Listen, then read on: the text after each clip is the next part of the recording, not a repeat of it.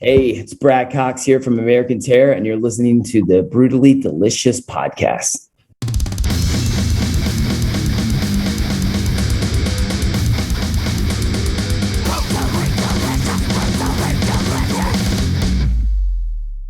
Hey, Brad. Hey, How are good. you? How you doing, man? Good. That's my partner, Riina. I'm Bruce. Hey, what's going on? Nice to meet you guys. Nice to meet you too, Brad. How's your day going? Can't complain. Another day. Another day. Where are you Living and located? breathing. You're out west, right? Western states? No, I'm in Atlanta right now. Oh, okay. I was spending my time between LA and Atlanta, and then once the COVID thing hit, I kind of slowed down traveling over there. So been kind of staying put here more so right now. Awesome. Well, thank you for taking the time. I appreciate it. Reena's all the way over in Finland, and I'm in Richmond, Virginia, so I'm not far from you. Nice, awesome. Richmond, Virginia. I like Richmond. It's a nice I was city. there not too long ago. Yeah, I went to see Odorous from Guar's grave and went to the Guar bar. And Oh, yeah. Yep. It's right down the block. It's kind of cool. yeah, man. They actually Yeah. just played here 2 nights ago. Oh, nice. Yeah, I haven't seen him with the new lead singer. I think I have a hard time comparing him to Odorous, Yeah. but yeah, it is what it is. Excellent. Go ahead, Riina. We did an interview with him, didn't we? Yeah, we sure did. We did an interview with what the hell was his name? I can't remember. Dave Brocky? No, Berserker. Oh, Berserk- okay. Yeah, exactly. Not Yeah, too long that was ago. awesome. Yeah. Not too Oh, long that's ago. awesome. Yeah, he was quite an interview, that's for sure. I bet. Riina, you want to jump in first, or you want me to take it? Certainly. Let me do this thing. So you guys have dropped a single. You have dropped a single named Attitude, and the song definitely has it. So could you tell me and us a little bit more about it? Yeah, I mean, the song was basically, we wrote and recorded a whole new record during the entire pandemic, and we sat on it we're still sitting on it. It's been done forever. We released one single from it called End of America, and it got kind of blacklisted, and nobody would pick up the press on it. They said the cover was too offensive, too scary. Spotify blocked it.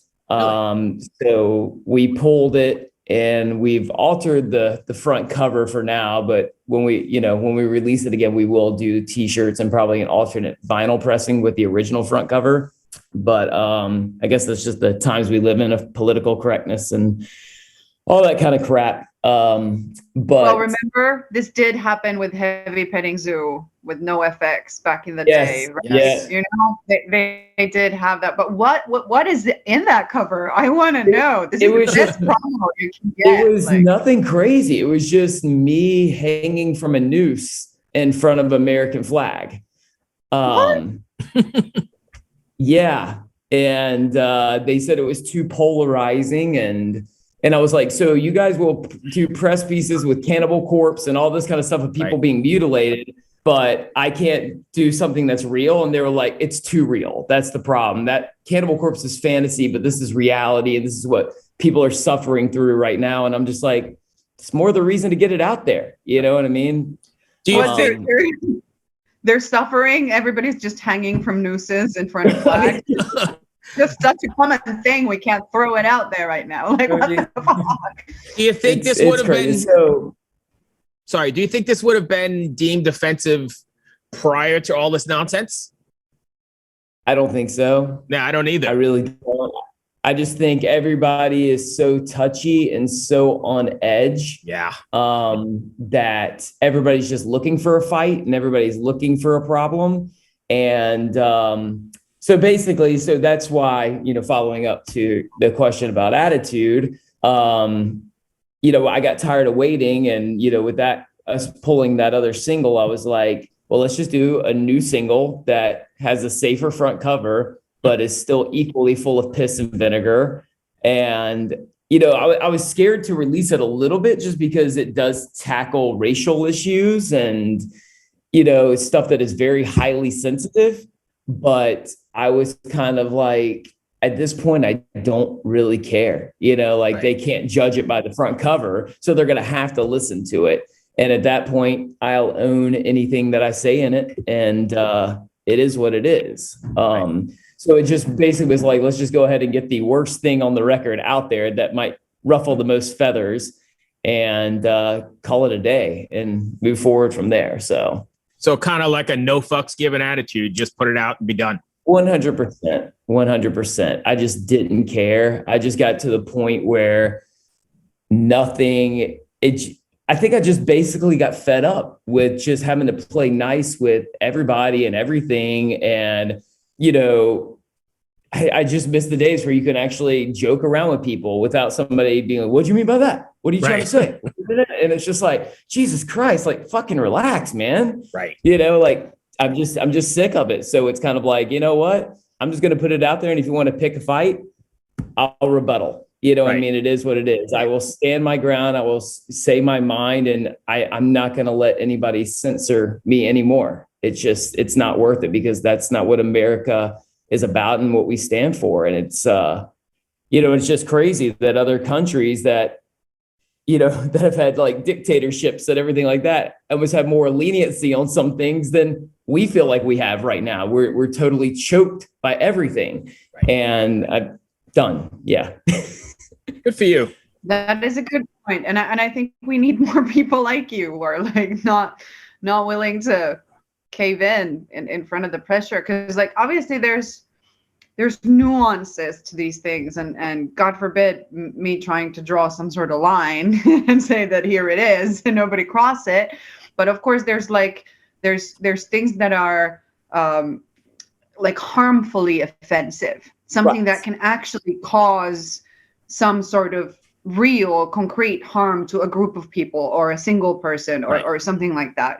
Right. If you're talking, I mean, if you're getting into like skinhead hate, racist music and shit like that actually threatens other people and is, pushing violence towards somebody for believing something different, or that's not right. You know what I mean? Right. That's not cool. But everybody, to me, if you're a racist or you are homophobic or whatever it is, you have a right to that opinion. You know what I mean? And that's the beauty of free speech. And that's the beauty of living in America. And I feel like that's being choked. And it's kind of like, especially in an artistic form, because, art's a form of expression. And, so it kind of makes me mad that if like Disney makes a movie and they have a storyline or whatever, and they're like, oh, wait, there's no transgender people in this. There's not a gay character. Okay, well, back in that day, whatever, like that's not part of the story. It doesn't make sense. So to throw all this stuff in there to appease certain people, that's not art. Like you got to let artists be artists. And that doesn't mean they're racist because they're not including a Black person in their story or whatever, or they're sexist or homophobic or whatever other terms you want to use nowadays. Right.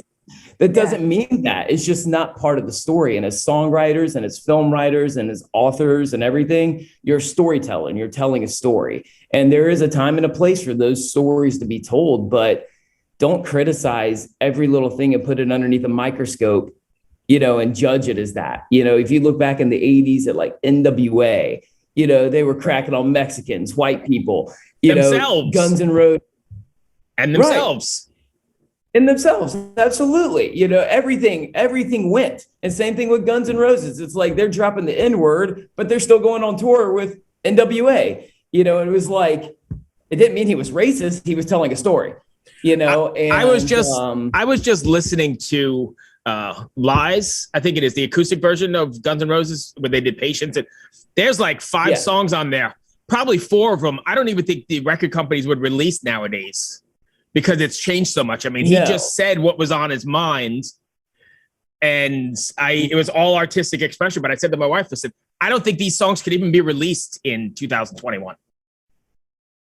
No, and I mean, it was an issue back in the day. I work with Mike Klink that produced the stuff. He's my business partner.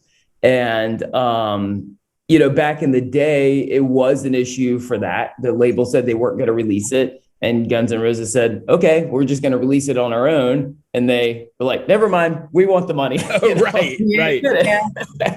But no, it's just, that was the beauty of freedom of expression. And it's like, everybody has the right to express themselves. And I just feel like that is just being chopped off at the knees these days. And so, that's kind of where I went with this song, and a lot of stuff on this record is just basically, hey, like, let's get over all this crap. I don't care if you're vaccinated, I'm not vaccinated. I don't care, whatever. Like, yin and yang is what makes the world go round, and the differences of people. And you learn from people that have different opinions from you.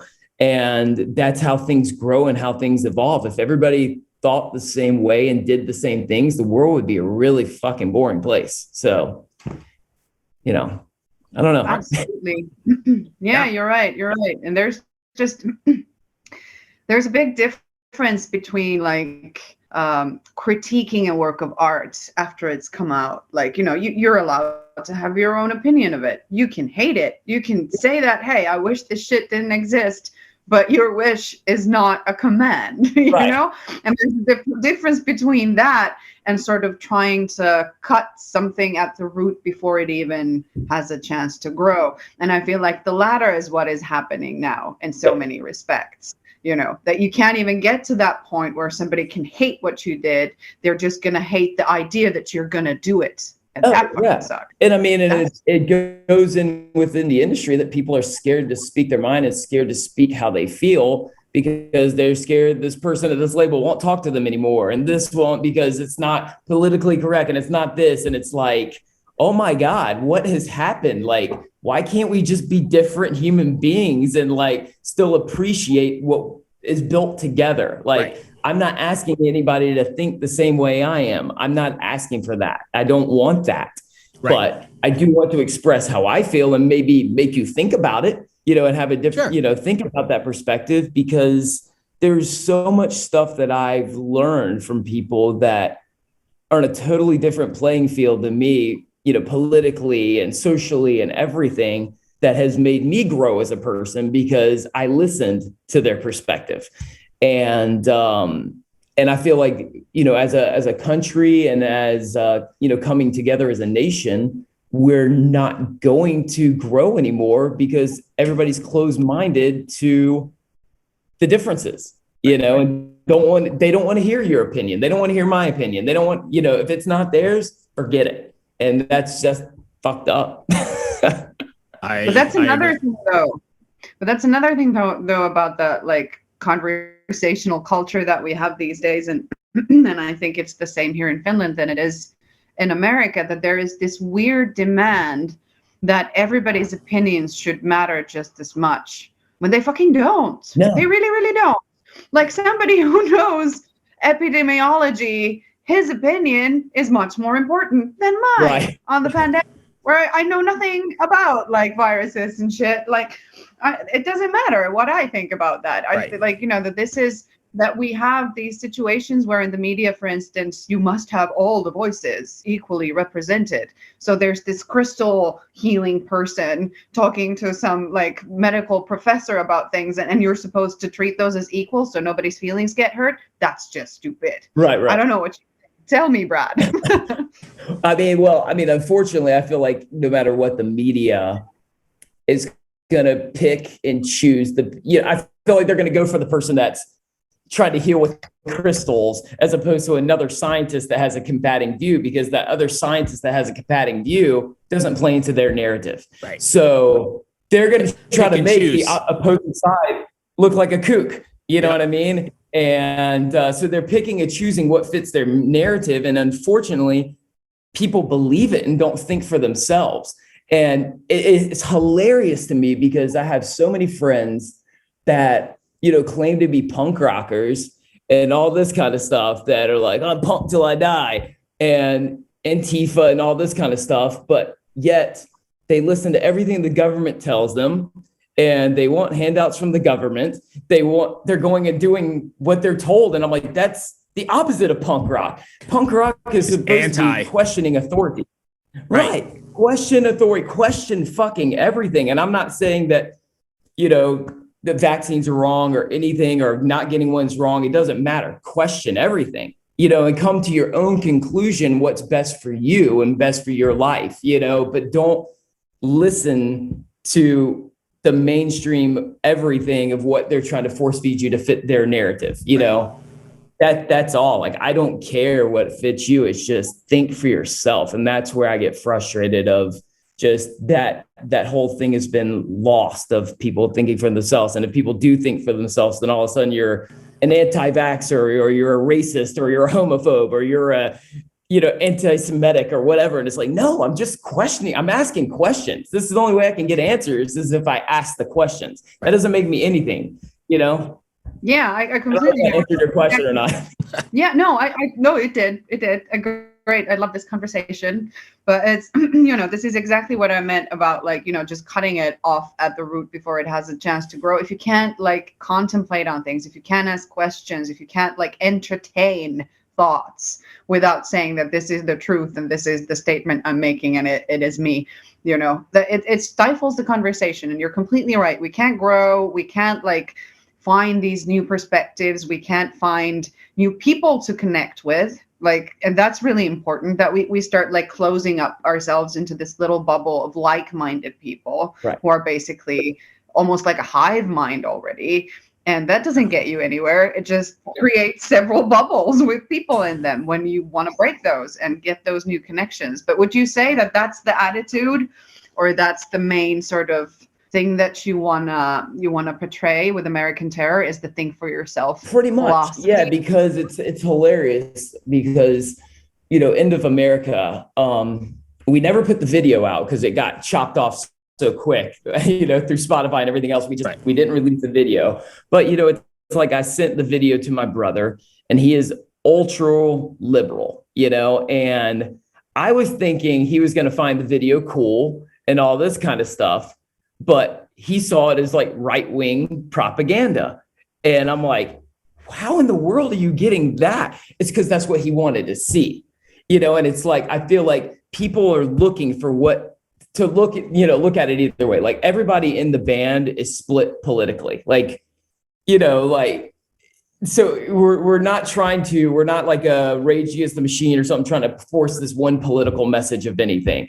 Right. It is a straight equal opportunity, take it as it is, but think. And it was just funny because it was like some people took it as ultra right-wing Republican, and then some people took it as total left-wing liberal. And that's because that's what they wanted to see. Right. And it was like, can you not just stop and try to go with an open mind and look at it for what it is, that it's not telling you to do something. That is not the point here. Listen to it. You know what I mean? But people don't want to do that anymore. They're always trying to find the hidden problem. And so that was the main purpose of even coming out with this band, was just basically trying to form a project that said the things that basically nobody else would say anymore because they're too scared to say, or somebody that's like trying to get people to think for themselves instead of believe what I believe, da da da da da. You know what I mean? Like, that was the whole point of it. And I think people are kind of missing that a little bit. Some people get it, some people don't, but people are going to only see what they want to see. And I feel like until we get out of that narrative of, you know, if, you know, let's face it, some people are Democrats and liberal for other reasons than other liberals and Democrats. And some people are Republicans. Some people are fiscally conservative, foreign policy conservative. That doesn't mean that they hate gay people and hate abortion and hate this and hate that. But if you all of a sudden say you're a Republican, then you're a hate monger, you're this, you're that. If you're a liberal, then you're a gay loving, blah, blah, blah, blah, blah, whatever it is. And it's like, that doesn't mean anything at all. Like, this Democrat over here could be fiscally conservative. There's middle grounds here, but until people just in society in general, whether it's music, whatever, can understand the middle ground and find that middle ground and respect that and look at it that way instead of trying to find the problems and everything and trying to pick the fights out of everything, nothing is going to evolve, you know? And it's, and I just see it so much with music now, that bands that, you know, came out in the early 90s and stuff like that are playing things so safe now and so politically correct that it's just like, what has happened to you? Like, there's nothing dangerous about your band anymore because they're too scared to alienate a fan base. And it's like, I don't care if I play a live show or you like me or you don't. Like, I'm not trying to get rich off this. I'm trying to speak my mind. And that is the whole reason I started this project. And to dig, I guess, a little deeper back of starting this project was I do write for a lot of other bands and a lot of other artists and pop artists. I've done a lot of stuff for like Disney, TV shows, Netflix. And I got so tired of playing this perfect little play the game, say what I need to say, no cussing, no this, no that, that I literally almost lost it. I was like, I have to write shit for myself that I can get every fuck word I want out and everything I want to say out. And it was just kind of a release. And then it was like, after the success of the first record, I was like, people actually like this shit. Let's keep going. And so, well, yeah. I bet Disney didn't hire you again. No, actually, you know what? Like, they're actually really, the executives over there are actually really cool. And as long as, the stuff that you're doing for them plays by their rules, it doesn't matter. As long as you're not like an outspoken, crazy person, just mouthing off, having like a meltdown like Mel Gibson and shit back in the day, or Charlie Sheen or some shit like that. Right. You're pretty safe. You know what I mean? And I'm never going to do that because my goal is to never offend anybody with anything, like I like everybody equally, no matter what you are, you know what I mean? And I don't know. It's crazy. I mean, I have, Black friends that are racist towards white people, but we're still friends. Like, It's cool. Like, that doesn't mean you hate me. Like, you just have a generalization. That's your thing. As long as you're not going and stabbing and shooting people and causing violence and causing hate and doing hate crimes, that's your opinion. And you're still my friend, whatever, at the end of the day. So I literally try not to judge anybody. And I feel like the execs at Disney and a lot of those places, as long as you're not doing those hateful, harmful type things, and then you're pretty much clear, Right. Nice. So what do you subscribe to the people who want to find American Terror? Where can they like get acquainted with all this awesome attitude and music? Spotify, any streaming platform. Yeah, it's all on there. YouTube. We're terrible at Instagram, and the reason is because we have actually literally never been in the same room all playing together. Really? So it's because the band formed during the pandemic, and our guitar player lives with family members that are really high prone to stuff and COVID. So like he's keeping his distance. So we've been doing like all the recording was done remote sessions with us, like on Zoom and stuff like that, and live cloud recording and stuff like that.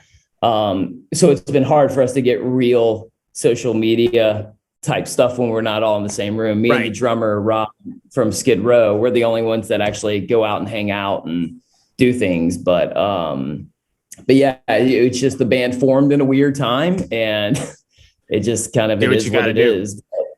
So exactly. So I've got two things for you. First, if fans want to find you, basic websites, American Terror.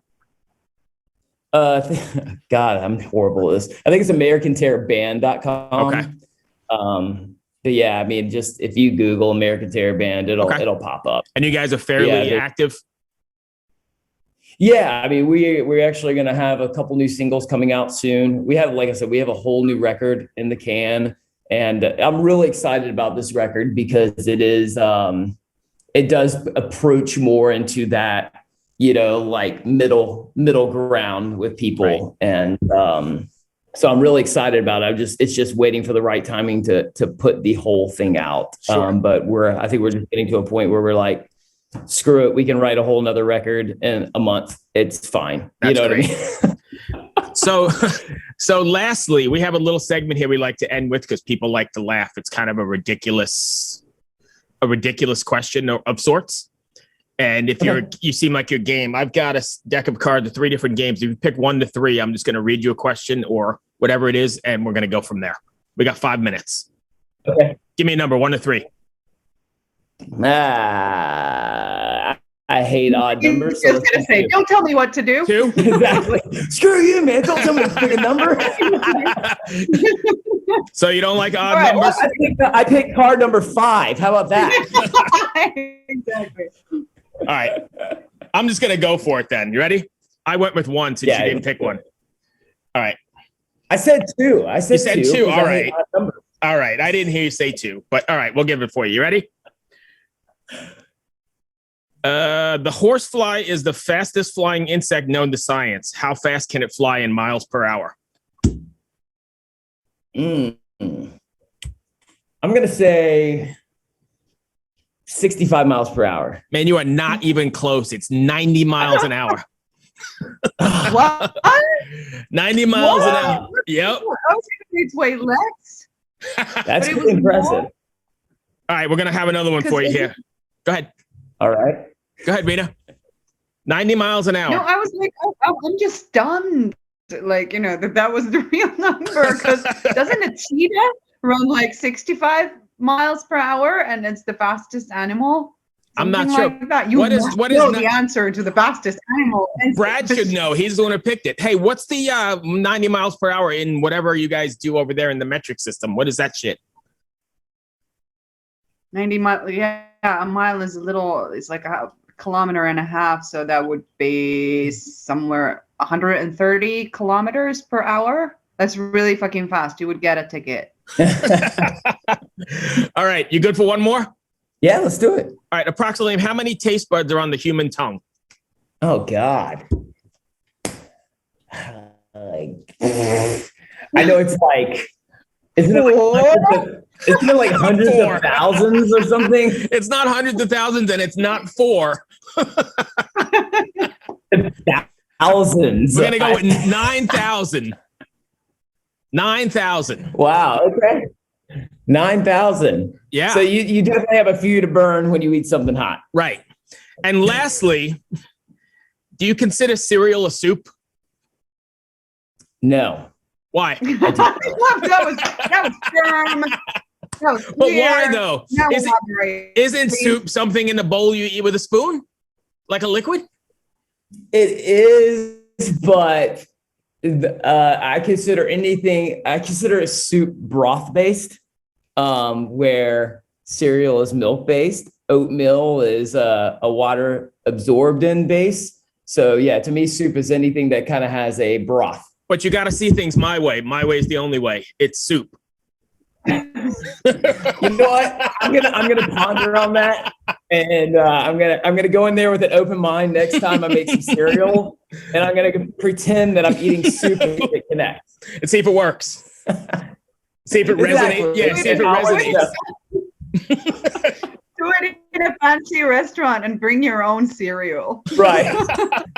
I'm gonna go to a restaurant. I'll be like, I would like your bowl of your finest soup. And when they bring it out, I'm going to be like, no, I want fucking Cheerios, okay? Fucking Cheerios. Fucking Cheerios. Give me the Fruity Loops. What the fuck? Brad, I hope that wasn't too bad. Hey, we're running out of... Yeah. Sorry, Riina. Bruce, sorry. No, go ahead. I interrupted you. Go. Yeah, like we're just running out of time. This has been epic. Thank you, my friend. Hope that wasn't too bad. Wayne. I know we got carried. got carried away and we went all over the place, but I hope that wasn't bad. Oh no, man! I had a lot of fun. So hopefully, people will watch it and listen and learn something, or laugh and say this guy's a fucking idiot. I don't know. Whatever. Yeah, people tell me that all the time, but laughing is good too. We all need a good laugh. Right? Yeah. Exactly. Stay well, my friend. So good luck with the record. Thank you guys so much for doing this. All right, thank you guys. Take care. It's so lovely meeting you. Bye. Have a good day. Bye.